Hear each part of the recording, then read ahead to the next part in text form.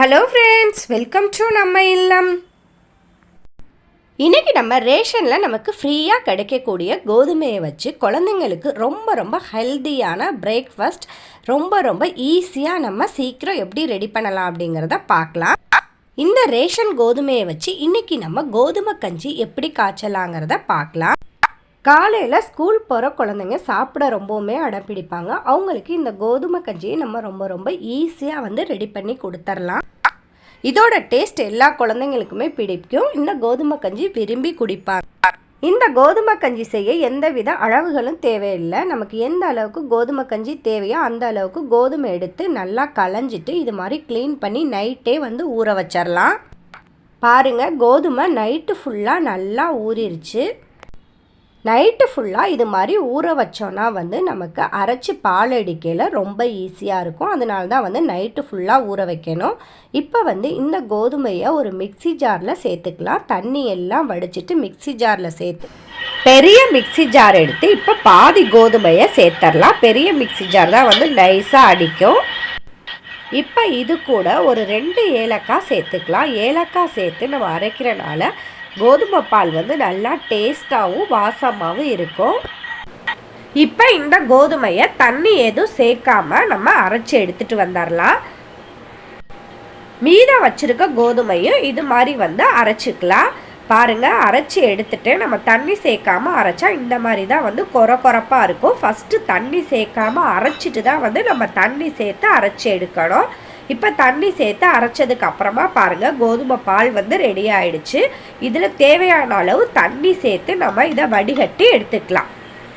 எடுத்த கோதுமையை இது மாதிரி ஒரு வடிகட்டியில் வச்சு கோதுமை பாலை பிழிஞ்சு எடுத்து சக்கையை எடுத்துக்கலாம். இது மாதிரி 3 டைம் நம்ம அரைச்சி முதல் பால், 2வது பால், 3வது பால் இது மாதிரி நல்லா கோதுமை பாலை ஃபில்ட்ரு பண்ணி எடுத்துக்கலாம்.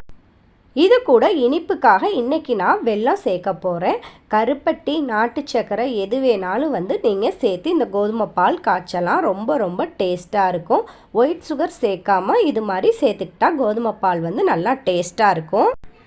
இப்போ கோதுமை பாலை கேஸ் ஸ்டவ்வில் வச்சு ஹை ஃப்ளேமில் ஒரு 5 நிமிஷம் வச்சுட்டு உடனே நம்ம சிம்மில் வச்சிடணும். சிம்மில் வச்சு கைவிடாமல் இது மாதிரி கரண்டி கொடுத்து நல்லா கிளறி விட்டு கிண்டிக்கிட்டே இருக்கணும். அடுப்பை ஹை ஃப்ளேமில் வச்சோன்னா அடிப்பிடிக்க ஆரம்பிச்சிரும். ரொம்ப கவனமாக இது மாதிரி கைவிடாமல் கிளறிக்கிட்டே இருக்கணும். கொஞ்சமாக உப்பு சேர்த்துக்கலாம். எந்த ஸ்வீட் செஞ்சாலும் நம்ம கொஞ்சமாக உப்பு சேர்த்தா தான் அந்த இனிப்போட டேஸ்ட்டை எடுத்து கொடுக்கும்.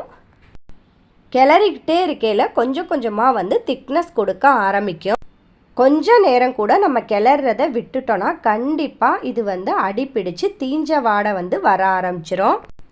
இந்த ஸ்டேஜில் தட்டி வச்சுருக்க வெல்லம் எல்லாத்தையும் சேர்த்துடலாம்.